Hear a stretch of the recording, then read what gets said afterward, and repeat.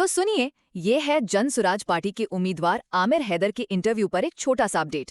हाँ, तो हुआ ये कि ऐलान जंग न्यूज ने ना बिहार में जन सुराज पार्टी के लोकल कैंडिडेट हैं आमिर हैदर, उनसे एक खास बातचीत की है। अब ये पार्टी आपको पता ही होगा, राजनीतिक रणनीतिकार प्रशांत किशोर से जुड़ी है और इंटरव्यू का फोकस था बिहार का फ्यूचर और पार्टी के जो वादे हैं उन पर। तो इस पूरी बातचीत से ना 3 खास बातें निकल कर आई। चलिए फटाफट देख लेते हैं।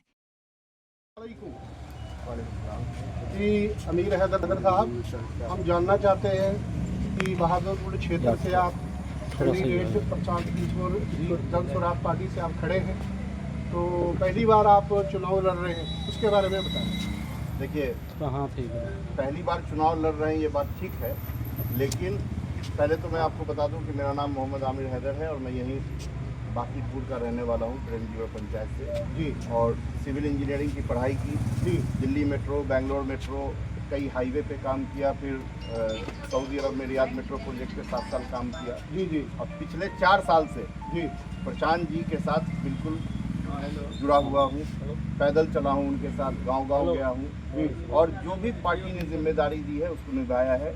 आप जो कह रहे हैं कि पहली बार लड़ रहे हैं, लेकिन हमने 4 साल ऐसे व्यक्ति के साथ बिताया है जिसने देश में अलग अलग जगहों पे जाकर के चुनाव लड़ाया है और जिताया है जी। तो हम जो अपनी राजनीति की शुरुआत किए हैं 4 साल पहले, वो ऐसे आदमी के नीचे शुरू किए हैं कि 4 साल में हमने बहुत कुछ सीखा है और आप देख रहे हैं कि यहाँ पे इतनी मजबूती से और कोई दूसरा आपको चुनाव लड़ता नजर नहीं आ रहा होगा, इतनी मेहनत कोई करता नजर नहीं आ रहा होगा।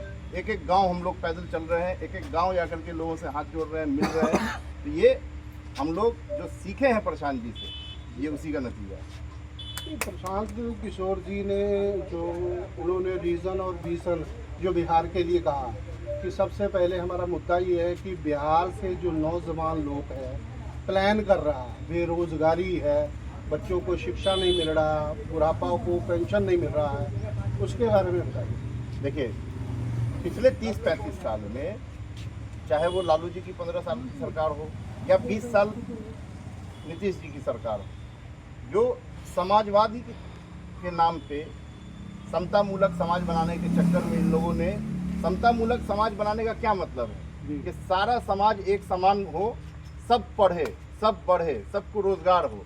ये लोग क्या किया, समतामूलक बनाया लेकिन सबको गरीब बना दिया, सबको बेरोजगार बना दिया, सबको अनपढ़ बना दिया।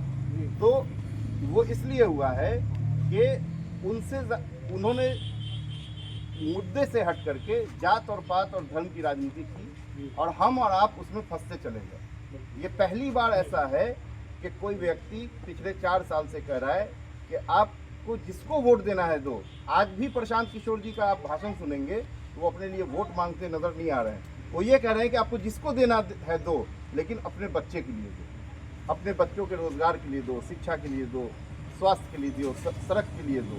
तो यही विज़न है प्रशांत किशोर जी का कि वो अब खुद अपने लिए कुछ करने नहीं आए हैं, वो समाज को बताने आए हैं कि आप क्या करोगे तो आप बाहर निकलोगे इस बदहाली से।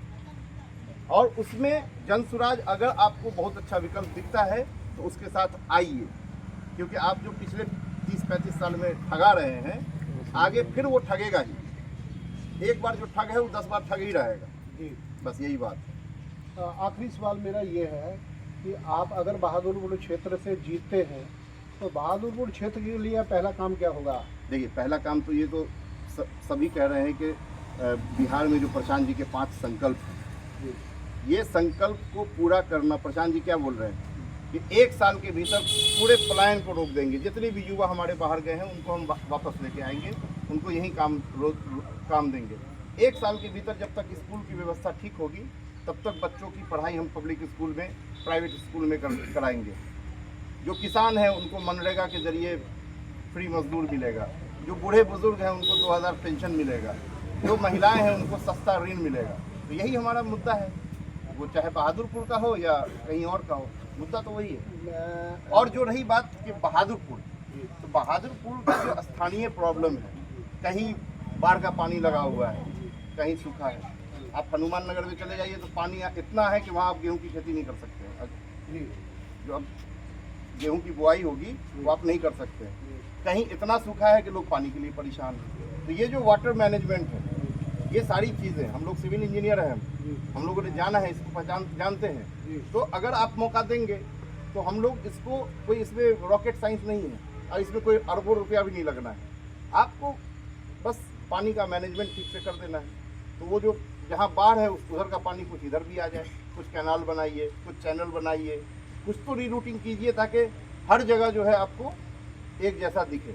नहीं हैदर जी, और भी बहुत सारी। हैदर जी मेरा आखिरी सवाल है, बस इसको जल्दी छोटा कीजिए। शॉर्ट में ही हम आपसे पूछ रहे हैं कि अगर आप बहादुरपुर से जीत कर विधानसभा पहुंच जाते हैं तो इस खास करके बहादुरपुर जनता के लिए, वहाँ के बेरोजगारी के लिए, वहाँ के बच्चों के लिए जो प्रशांत किशोर जी कह रहे हैं वो ठीक है अपनी जगह पे, वो अच्छा, बहुत सोच उसकी अच्छी है, बहुत अच्छा वो काम कर रहे हैं, पूरे हिंदुस्तान में उन्होंने काम किया है। उसी चीज़ को देखते हुए हम जितने युवा हैं सारे उसको दिल से मोहब्बत करते हैं और जन सुराज पार्टी को जिताने में अहम रोल अदा करेंगे।